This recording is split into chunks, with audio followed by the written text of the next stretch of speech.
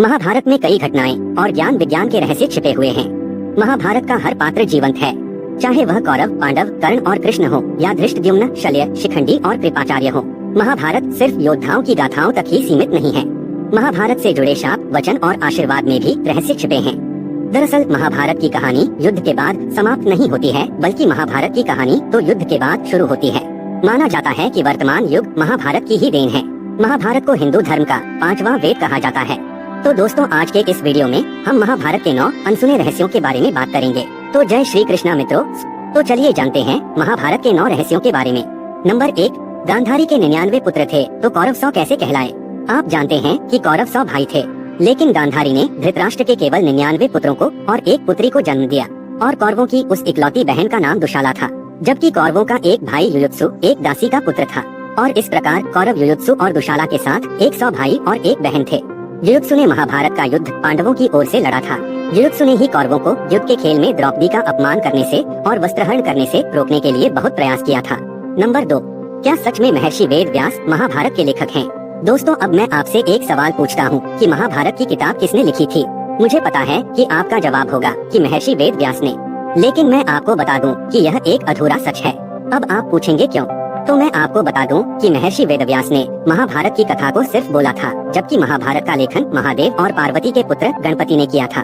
मित्रों, वेद व्यास कोई नाम नहीं है, बल्कि एक उपाधि है जो वेदों के ज्ञान रखने वाले लोगों को दी गई थी। कृष्ण द्वैपायन से पहले 27 वेदव्यास हो चुके हैं, जबकि वे स्वयं 28वें वेदव्यास थे, इसलिए उनका नाम कृष्ण द्वैपायन था। वह न केवल महाभारत के लेखक रहे हैं, बल्कि महाभारत में घटी घटनाओं के साक्षी भी रहे हैं, क्योंकि हस्तिनापुर की तमाम घटनाओं की सूचना उन्हीं तक पहुंचती थी, और वह उन घटनाओं पर अपनी सलाह भी देते थे। जब भी संघर्ष और संकट की स्थिति होती, माता सत्यवती उनके साथ चर्चा करने के लिए उनके आश्रम पहुंच जाती, तो कभी हस्तिनापुर के राजभवन में उन्हें आमंत्रित करती।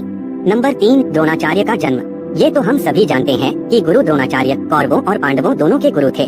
गुरु द्रोण महर्षि भरद्वाज के पुत्र थे। महर्षि भरद्वाज एक महान वैज्ञानिक, चिकित्सक, तत्ववेदा और बहुत बड़े विद्वान थे। एक समय की बात है कि महर्षि भरद्वाज अपनी दिनचर्या के अनुसार गंगा नदी में स्नान करने के लिए जा रहे थे। उसी समय धृताची नामक अप्सरा केवल एक पारदर्शी वस्त्र पहने हुए गंगा जी में स्नान कर रही थी। इतनी सुंदर और कामनीय अप्सरा को देखकर महर्षि भरद्वाज उत्तेजित हो गए और उनका अवांछित वीर्यपात हो गया।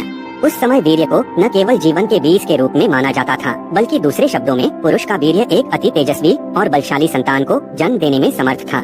महर्षि भरद्वाज ने इस वीर्य को व्यर्थ जाने देना उचित नहीं समझा। उन्होंने उस वीर्य को एक द्रोण कलश अर्थात पत्ते के दोने में रखा, जिससे एक पुत्र जन्मा। द्रोण यानी दोने से उत्पन्न होने के कारण उनका नाम द्रोणाचार्य पड़ा। तो मित्रों, हम यह कह सकते हैं कि गुरु द्रोणाचार्य पहले टेस्ट ट्यूब बेबी थे, जिसे साइंटिस्ट अपनी बहुत बड़ी उपलब्धि मानते हैं। नंबर 4, चित्रांगदा के घर कौन पैदा हुआ था। जब अर्जुन इंद्रप्रस्थ की ओर से मैत्री संदेश लेकर मणिपुर गए, तो कुछ कारणवश अर्जुन और चित्रांगदा का विवाह हो गया। बाद में अर्जुन ने निराधार संदेह के कारण चित्रांगदा को उस समय त्याग दिया जब वो गर्भवती थी। तब चित्रांगदा ने ठान लिया कि वो इस अपमान का बदला अर्जुन की पराजय से लेगी, जिससे वभ्रुवाहन नामक पुत्र ने जन्म लिया। बाद में वह मणिपुर का राजा बना। उसकी माता ने वभ्रुवाहन को यह नहीं बताया कि अर्जुन उसका पिता है। और जब युधिष्ठिर ने चक्रवर्ती सम्राट बनने के लिए अश्वमेध यज्ञ का आयोजन किया और उस अश्व को छोड़ा गया, तब अर्जुन उस अश्व के साथ गए थे। घूम फिरकर वह घोड़ा मणिपुर पहुंचा, और मणिपुर का राजा यानी अर्जुन के पुत्र बभ्रुवाहन ने उस घोड़े को पकड़ लिया। लेकिन अर्जुन और बभ्रुवाहन एक दूसरे से परिचित नहीं थे। बभ्रुवाहन को देखकर अर्जुन ने कहा कि मैं इस समय यज्ञ के घोड़े की रक्षा करता हुआ तुम्हारे राज्य में आया हूँ, इसलिए तुम मुझसे युद्ध करो। जिसके कारण बभ्रुवाहन और अर्जुन के बीच भयंकर युद्ध होता है, और अर्जुन वह युद्ध हार गए। बभ्रुवाहन ने अर्जुन का सिर धड़ से अलग कर दिया, और जब बभ्रुवाहन को अपनी माँ से पता चलता है कि अर्जुन उसके पिता हैं, तो उसे आत्मघृणा का अनुभव होता है, और वह अर्जुन को जगाता है जो मृतक के समान पड़े थे। बाद में श्री कृष्ण की कृपा से अर्जुन उठकर खड़े हो जाते हैं, और वह युधिष्ठिर के अश्वमेध यज्ञ में अपनी दोनों माताओं चित्रांगदा और उलूपी के साथ शामिल होता है।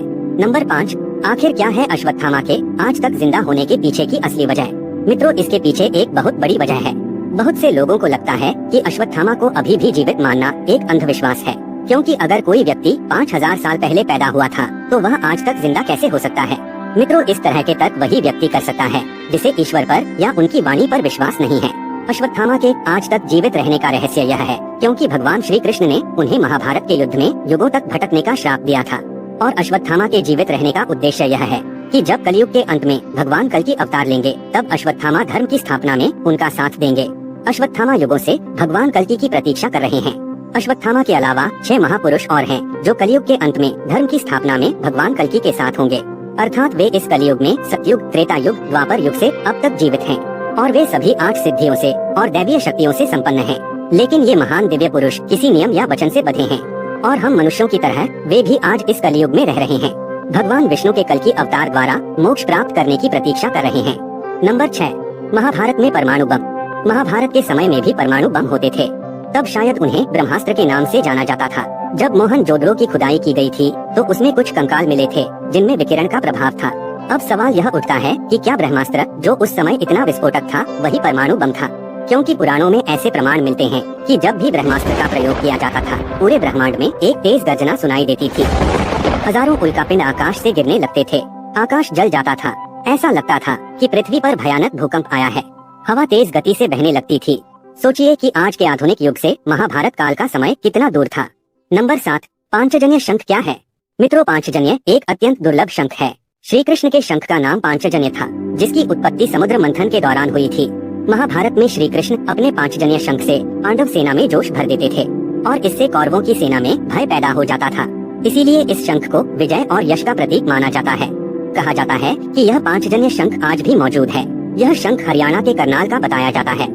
कहा जाता है कि इसे करनाल से 15 किलोमीटर पश्चिम में कछवा और बहलोलपुर गांव के पास पाराशर ऋषि के आश्रम में रखा गया था, जहां से यह चोरी हो गया था। मान्यता के अनुसार महाभारत युद्ध के बाद भगवान कृष्ण ने अपना पांचजन्य शंख पाराशर ऋषि के मंदिर में रखा था।